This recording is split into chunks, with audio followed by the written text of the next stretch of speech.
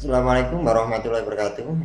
Pada kesempatan kali ini saya akan memberikan tutorial tentang bagaimana membuat daftar isi secara otomatis di Microsoft Word ya. Sebenarnya saya kira banyak di antara kita, saya kira ketika menulis makalah sudah pernah yang merasakan membuat daftar isi ya. Cuman saya kira banyak juga di antara kita yang masih membuat daftar isi menggunakan cara manual, dan itu saya kira kurang efisien ya. Nah, pada kesempatan kali nanti kita akan belajar tentang bagaimana membuat daftar isi secara otomatis. Oke, ya, di sini sudah ada halaman kosong ya. Ini sudah ada halaman kosong di lembar Microsoft Word. Nah, biasanya banyak di antara kita yang masih menggunakan cara-cara manual ya. Dengan mengetikkan, misal di sini saya ketikkan daftar isi, saya ketikkan daftar isi, kemudian di bawah nanti ada bab 1 dan seterusnya ya, ada bab 2 dan seterusnya. Kemudian kita kasih halaman dengan cara memberikan titik seperti ini ya. Oke, kemudian ada di halaman 1 dan seterusnya, kemudian halaman 2 dan seterusnya. Nah, setiap kali kadang-kadang kita itu tidak kesulitan misal antara nomornya bisa lurus atau tidak. Kemudian juga kita akan kesulitan ketika ada revisi saat misal tugas akhir, kemudian ada perubahan halaman ya, kita akan harus mengubah halaman ini dengan manual. Kemudian kalau ada penambahan bab atau subbab ya kita harus ubah lagi ya. Mungkin kalau misal tulisan kita tidak banyak, hanya 15 atau 10 halaman sih oke okay, gitu kan. Namun kalau tulisan kita bisa sampai 100 lebih, 200-an, saya kira itu akan sangat menyulitkan. Nah, ini saya berikan contoh hasil laporan penelitian ya, yang ini saya menggunakan daftar isi secara otomatis. Nah, ketika saya menggunakan daftar isi otomatis, ini juga sudah saya convert ke PDF ya, supaya lebih mudah untuk melihatnya. Nah, ketika saya menggunakan daftar isi secara otomatis di sini, Anda bisa lihat di sini ada 150 halaman ya, cukup banyak. Kemudian di sebelah sini bookmarknya sudah ada masing-masing halamannya, mulai dari judul, halaman pengesahan, bla bla bla, daftar isi, dan bab 1 dan seterusnya sampai dengan daftar pustaka dan lampiran. Nah, kenapa bisa jadi seperti ini bookmarknya? Karena saya menggunakan daftar isi secara otomatis. Selain nanti mempermudah dalam memunculkannya, dengan dibuat seperti ini, saya juga bisa, misal saya klik halaman pengesahan, langsung masuk ke sini. Saya klik daftar isi, masuk ke halaman daftar isi. Sebentar. Kemudian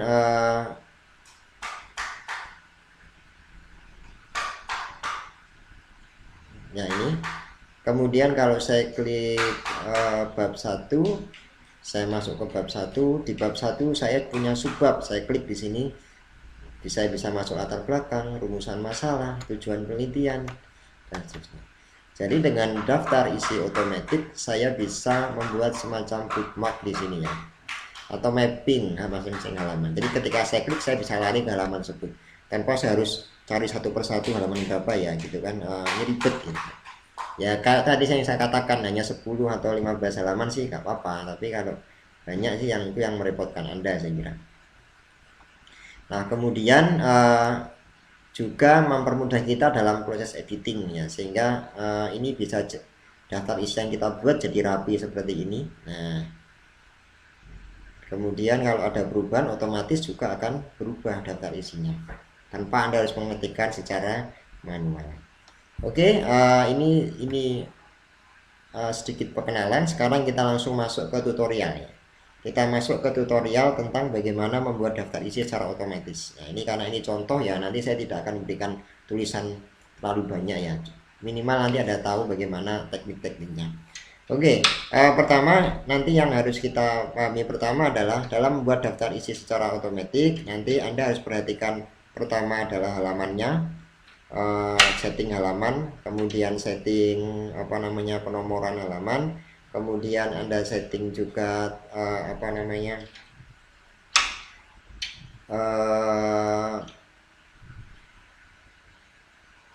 ya set dia nanti akan masuk kategori penomoran Latin ataupun dia penomoran Romawi. Kemudian nanti Anda juga set headingnya. Nah itu jadi nanti ada beberapa hal yang harus Anda perhatikan. Nah kalau mengacu pada tulisan ini, nah nanti biar sama persepsi dulu, maka nanti saya ingin membuat semacam daftar isi nanti.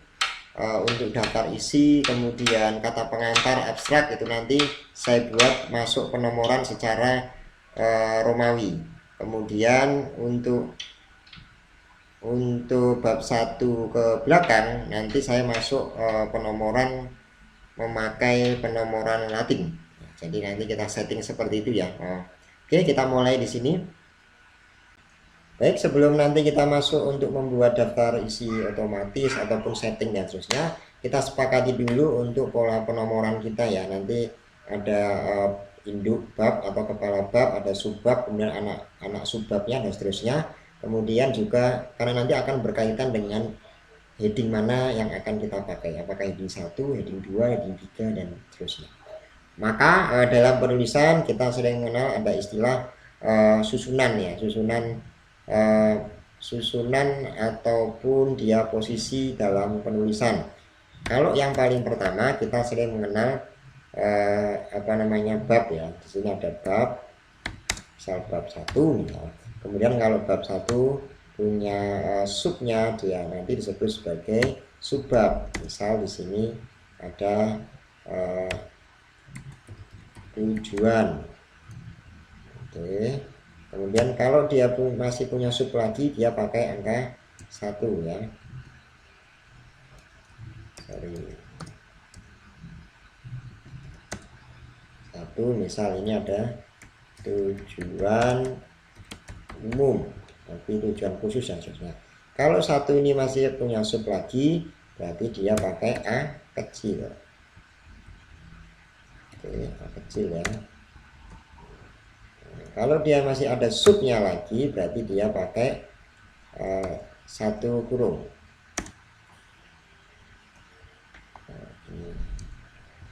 Kalau dia masih punya sub lagi, maka dia pakai A kecil kurung. A kecil ya.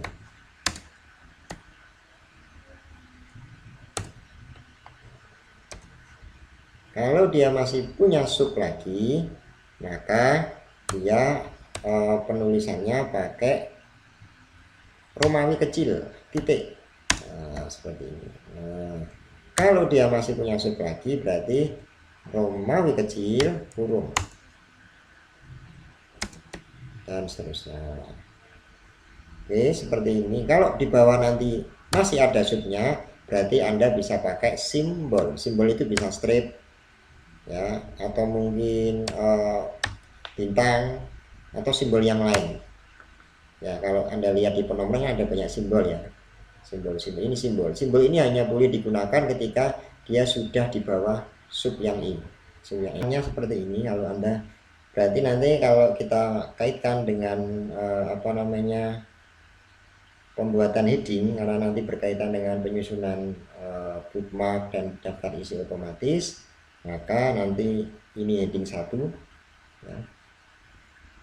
Ini masuknya heading 2, ini masuknya heading 3, anaknya lagi masuknya heading 4, ini nanti heading berikutnya sampai dengan yang terakhir ya. Tapi biasanya kalau di daftar isi yang paling mentok dipakai itu hanya sampai ke heading 4. Jadi heading 1, heading 2, heading 3 dan heading 4 ya, untuk efisien saja biar tidak ribet. Saya kira itu. Sekarang kita mulai untuk tutorialnya. Baik, yang paling pertama ini, karena ini masih halaman kosong, maka saya memulainya dengan saya ketikkan dulu. Nah, biasanya halaman paling depan itu kan ada, misal saya buat di sini ada kata pengantar. Oke, kemudian saya buat abstrak.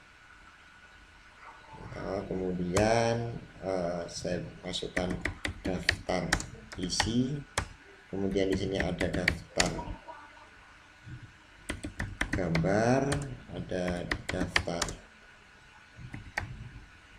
nggak usah banyak-banyak aja ya, cukup daftar isi dan daftar singkatan. Nah, gini aja. Kemudian nanti baru kita masuk ke bab 1. Di bab 1 biasanya nanti ada tujuan ya, latar belakang dulu biasanya. Nah, kemudian ada tujuan umum ya, ada tujuan khusus ya. Ini saya hanya mencontohkan saja, nanti Anda harus memahami tentang nanti esensi masing-masing subbab juga. Oke, kemudian berikutnya ada bab 2. Bab 2 ada bab 3, bab 4, kemudian daftar pustaka, ada daftar pustaka. Bab 1 ini saya buat pendahuluan, kemudian bab 2 ada tinjauan teori, bab 3 ada usaha hasil, bab 4 kesimpulan saran. Oke, seperti ini ya, konstruksi penulisannya nanti seperti ini. Nah, nanti kita harus sama-sama pahami dulu bahwa untuk yang dia di atas atau menggunakan huruf capital itu disebut sebagai kepala bab ya, atau bab apa namanya, dia merupakan heading 1 ya, nanti kita set sebagai heading 1. Kemudian di bawah heading 1 itu kita sebut sebagai subbab, berarti nanti masuk ke heading 2. Kemudian di bawah subbab ya, nanti ada subnya subbab, itu nanti masuk ke heading 3. Nah, kita praktekkan dulu.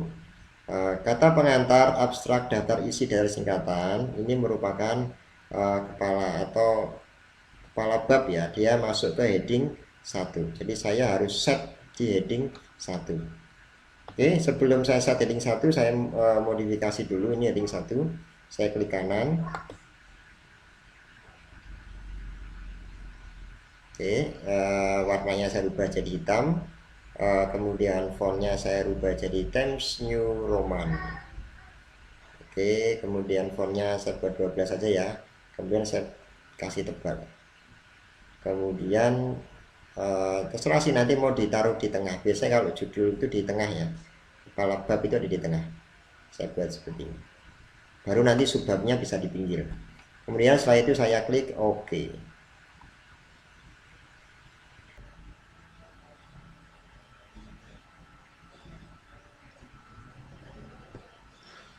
Baik, kemudian setelah saya setting ini, karena ini masuk heading 1, saya blok, saya klik heading 1 ya, ini saya pilih heading 1. Oke.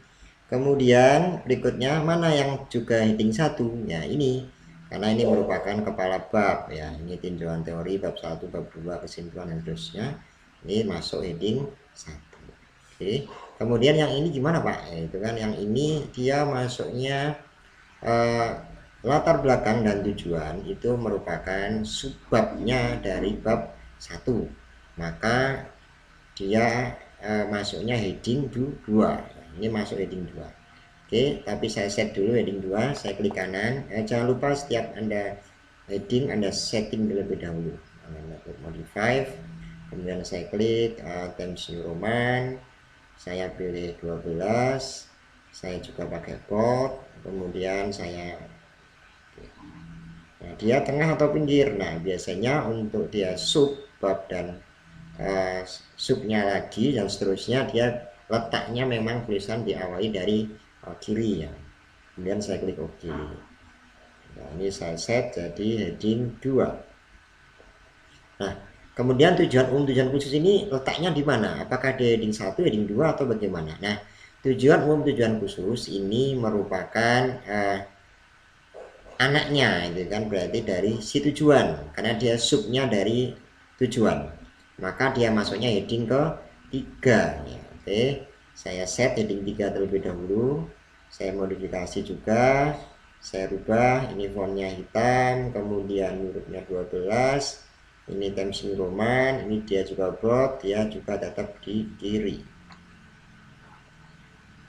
Oke, kemudian saya klik heading 3. Oke. Nah, sekilas memang masih tampak kacau seperti ini. Nah, apa tujuan saya tadi menyeting tadi di heading 1, heading 2, heading 3? Tujuannya adalah sebelum kita menulis lebih jauh, kita set terlebih dahulu tulisan kita dengan semacam kita membuat semacam peta untuk tulisan pemetaannya. Nah, dengan seperti ini nanti akan sangat memudahkan kita untuk menyusun, selain daftar isi otomatis, juga akan mudah untuk melakukan mapping seperti contoh yang tadi saya berikan, ya, membuat bookmark dan seterusnya. Oke, ini sudah kita setting nih seperti ini. Nah, kemudian kita buat apa namanya, karena latar belakang ini merupakan subbab dari bab 1. Nah, ini kan, maka latar belakang saya kasih A, penemuan A. Oke. Kemudian tujuan saya kasih B. Nah, tujuan umum, tujuan khusus ini merupakan subnya dari tujuan, nah, anaknya tujuan, maka dia saya kasih 1, kemudian ini saya kasih 2. Oke, saya luruskan. Oke, saya pindah biar letaknya lebih rapi. Oke, nah seperti ini. Nah, seperti ini. Nah, nanti kalau di bab 2 Anda misal mau di situ ada tinjauan pustaka, kerangka konsep dan seterusnya ya Anda tinggal mengikuti saja sesuai dengan letaknya dia itu anaknya subbab apa atau dia merupakan bawahan dari bab apa. Dia menyesuaikan saja. Bab 3 pun sama, bab 4 sama dan seterusnya. Jadi tergantung kebutuhan. Misal di sini Anda ingin menempatkan apa namanya, nanti kalau di tujuan khusus ini nanti akan Anda tambah lagi, silahkan, berarti nanti masuknya heading 4 dan seterusnya. Oke, untuk berikutnya, untuk contoh-contoh di bab lain nanti tinggal Anda menyesuaikan ya. Contoh misal ini heading 1, ini heading 2, nah, karena ini di anaknya dari bab, kemudian ini karena ini anaknya dari tujuan, maka ini heading 3. Kalau tujuan khusus nanti punya anak lagi di bawahnya, heading 4, heading 5 dan seterusnya. Nah, sesuai dengan contoh sebelumnya. Oke, sekarang kita sudah selesai. Sekarang kita lihat hasil pemetaan kita. Anda klik view di sini ya. Sini Anda klik view. Kemudian Anda lihat navigation pane ya. Nah, tergantung Microsoft yang Anda gunakan ya. Biasanya ada yang namanya mapping, kemudian mappex dan seterusnya. Tapi intinya sama ya. Nanti ada di menu view. Saya pilih navigation pane. Oke, sudah tampak seperti ini ya. Cukup baik ya. Jadi nanti, nah ini nanti fungsinya apa ya? Seperti tadi yang saya contohkan di awal tadi, dia akan jadi bookmark seperti ini ya. Ketika saya klik ini, nanti akan langsung ke halaman yang saya tuju. Oke, ini karena ini masih belum full, maka kita lanjutkan lagi pekerjaan kita ya. Saya close dulu. Baik, sekarang kita set bahwa setiap bab nanti ada satu halaman ya. Jadi setiap bab nanti punya satu halaman. Ini kita bayangkan misal kata pengantar nanti halamannya sendiri, abstrak halaman sendiri, daftar isi halaman sendiri, daftar singkatan halaman sendiri, bab 1 halaman sendiri dan seterusnya. Berarti kalau kita hitung nanti setiap bab saya setting satu halaman, maka ada 1, 2, 3, 4, 5, 6, 7, 8, 9, ada 9 halaman. Nah, nanti kalau misal ketikan atau isinya bertambah ya menyesuaikan aja. Cuman ini set di awalnya saya buat 9 halaman dulu supaya nanti Anda lebih mudah memahami. Oke, saya buat setting ini halaman pertama untuk kata pengantar ya. Dan ingat tadi kesepakatan di awal bahwa nanti untuk kata pengantar, abstrak, daftar isi, daftar singkatan ini menggunakan penomoran Romawi ya. Oke, kemudian dari bab 1 ke bawah kita menggunakan penomoran Latin. Oke, maka berarti nanti kita juga harus membuat 2 bagian ya, kita harus buat 2 bagian supaya nanti bisa kita set dengan cara 2 penomoran. Baik, kita mulailah saja di sini. Saya pindahkan abstrak ke halaman 2. Nah, cara memindahkannya kita juga tidak boleh memakai manual ya. Kalau biasanya Anda enter gini kan, nah itu nggak boleh. Karena selain tidak efisien ya, kalau halamannya cuma 1 nggak apa-apa, tapi kalau halamannya 5 masa Anda enter sampai 5 halaman, ini nggak mungkin ya. Anda cukup menggunakan yang simpel saja. Anda letakkan kursornya di depan huruf A ini ya. Oke, abstrak, karena yang akan Anda pindah ini A ini, abstrak ini. Kemudian Anda klik text layout. Oke, text layout, kemudian ada menu break. Oke, Anda pilih text ya, ini untuk enter. Oke, otomatis abstrak pindah ke halaman berikutnya. Saya juga mau pindah daftar isi nih. Saya letakkan kursornya di depan huruf D, kemudian saya pilih menu break, saya text lagi. Kan saya nggak perlu harus enter gitu kan. Kemudian daftar isi, saya mau memindahkan daftar singkatan nih. Nah, saya pilih breaks, kemudian text. Nah, kemudian saya sekarang mau memindahkan daftar bab 1 ke bawah. Nah, ingat tadi perjanjian di awal, bab 1 berikutnya itu menggunakan penomoran Latin. Maka cara memindahkan halamannya pun juga berbeda. Cara memindahkannya adalah tetap ini juga kursornya saya taruh di depan bab ini B, kemudian saya memilih menu break, saya pilih yang next page ya, karena saya akan membagi sectionnya menjadi 2 section ya, jangan salah. Kalau dia masih 1 section, pindah halamannya pakai page. Kalau dia beda section, berarti kita pilih next page. Jadi kalau Anda ingin membuat 3 section dengan penomoran yang berbeda, maka setiap antar sectionnya Anda menggunakan next page. Tapi kalau dia 1 sesi, nanti penomoran dari halaman 1 ke halaman berikutnya itu sama semua, tak apa-apa, berarti 1 saja, Anda page saja. Tapi karena ini nanti kan saya setting 2 penomoran, saya klik next page. Oke.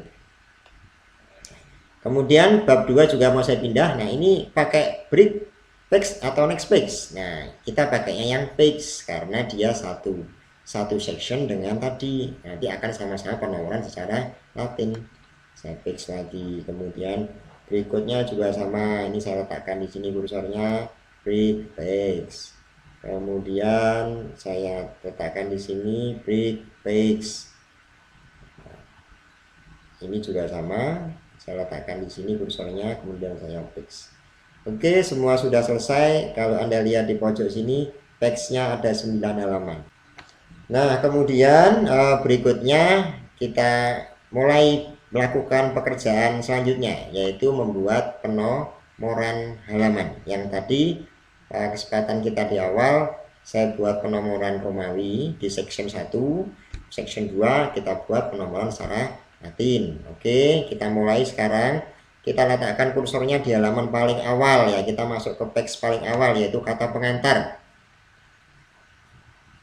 Oke ya, kemudian saya insert, saya pilih menu insert ya di sini, kemudian saya pilih text number.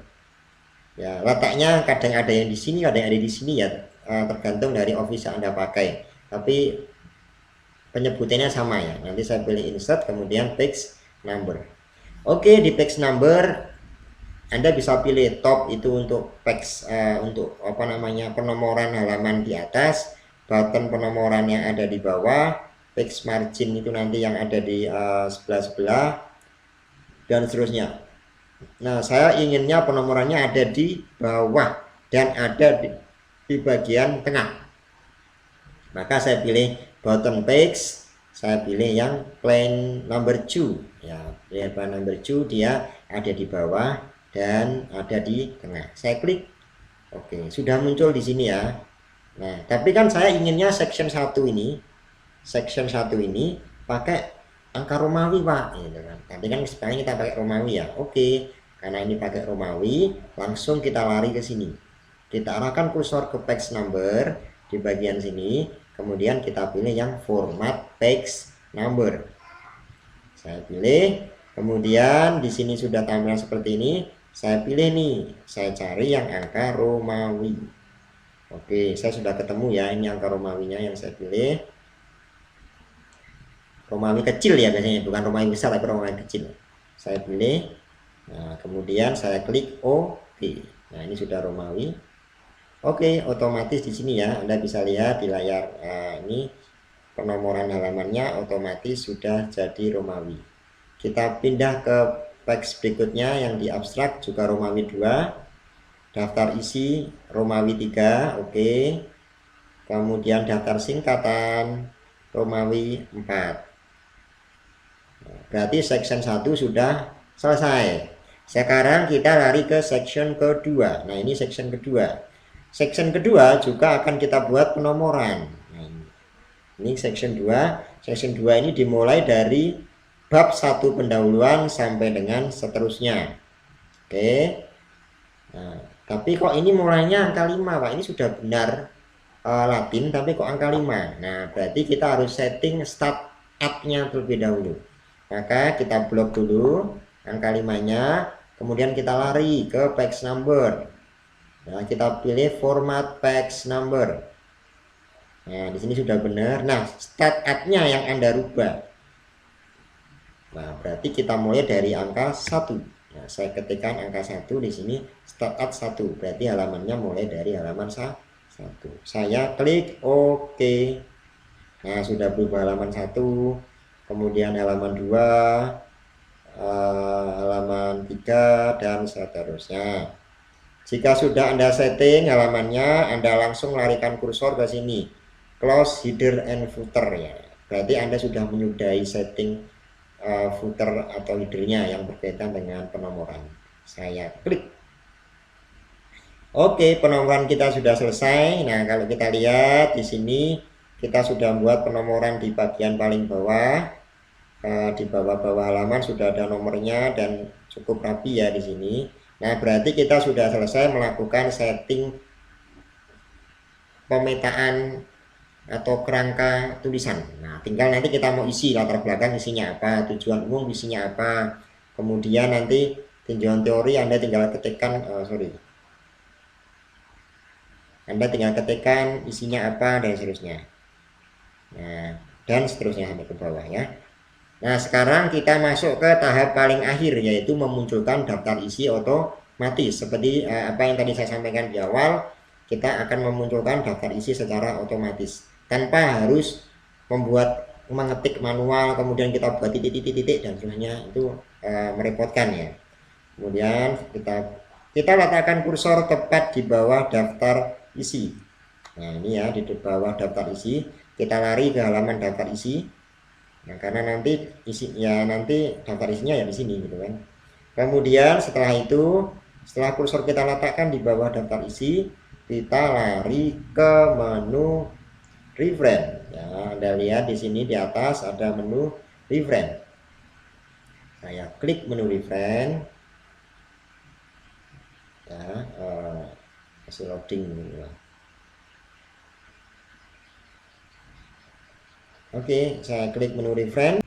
Kemudian Anda pilih table of content di sini ya. Anda bisa pilih table 1, automatic table 2 dan yang seterusnya.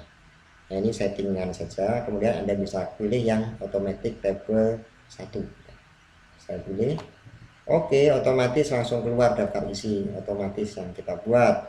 Sehingga kita tidak perlu capek-capek untuk melakukan setting atau mengetik ini. Merapikan dan seterusnya. Kalau kita ingin merubah, kita tinggal blok saja, kemudian kita rubah fontnya, Times New Roman ataupun ukurannya. Ini sudah jadi, dan ini sangat mempermudah kita. Kalau halamannya mau 1000, 2000, kita nggak usah pusing-pusing merubah ini. Kadang-kadang kan kita rubah misal halaman pengesahan ada di halaman berapa ya, nanti kita rubah di sini. Kemudian nanti kalau ada perubahan di bab 3, kita cari di bab 3-nya, kemudian kita cocokkan lagi, kan ribet. Kalau seperti ini otomatis misal andaikan ada perpindahan halaman pun juga akan simple. Contoh ya, ini tinjauan teori ada di halaman 6. Oke, akan saya rubah halamannya. Tinjauan teori ya, ini ya. Kemudian saya rubah. Saya ganti halaman. Nah, saya ganti ke halaman berikutnya. Nah, Anda nggak usah repot-repot harus rubah halaman di sini. Ya kalau tulisannya cuma sedikit, kalau banyak, nah, repot kan. Cukup saya klik kanan, kemudian update, kemudian update entry table. Oke, otomatis ya tinjauan teori lari ke halaman 7. Tadi di halaman 6. Atau sama, Anda klik kanan, kemudian update file. Ini juga, ini number only. Kalau ini berarti yang berubah nomornya saja. Kalau ini adalah entry table. Siapa tahu Anda menambahkan atau mengurangi halaman, mengurangi tabelnya. Nah ini kan yang berubah cuma nomornya. Kalau saya tiba-tiba menghilangkan tinjauan teori, saya mau hilangkan ya. Saya lari dulu ke halaman tinjauan teori tadi. Nah, ini saya hilangkan. Kalau ini saya hilangkan, otomatis di daftar isi pun juga bisa hilang. Saya klik kanan, update file. Nah ini entry table. Nah di sini kan bab 2-nya hilang.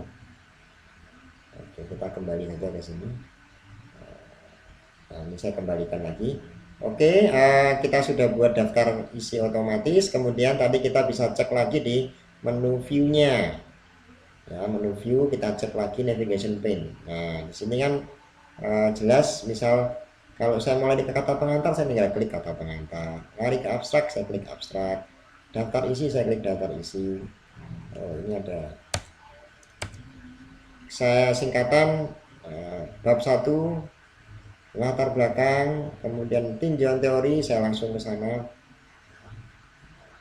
Oke, sangat memudahkan kita dalam melakukan pengerjaan ya. Saya kira itu karena ini apa namanya, silakan Anda mencoba terlebih dahulu. Selamat belajar. Wassalamualaikum warahmatullahi wabarakatuh.